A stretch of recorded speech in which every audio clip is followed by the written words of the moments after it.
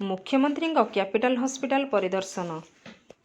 मुख्यमंत्री श्री मोहन चरण माझी गतकाली संध्यारे भुवनेश्वर कैपिटल हॉस्पिटल परिदर्शन करी रातिरे रोगी मानकर किपरि जत्न निया जाउछि से संपर्क में पचारि बुझिछन्ति।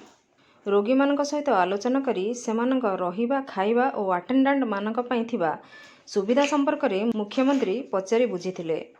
या सहित हॉस्पिटल परिमल व्यवस्था संपर्क में मध्य बुझिथिले।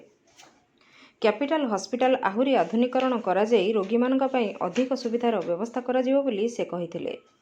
हॉस्पिटल रे रोगी सेवारे आहुरी अधिक उन्नति आनिबा तथा डाक्तर और अन्य कर्मचारी माने रोगी मानक प्रति अधिक संवेदनशील हेबा पई से परामर्श देथिले।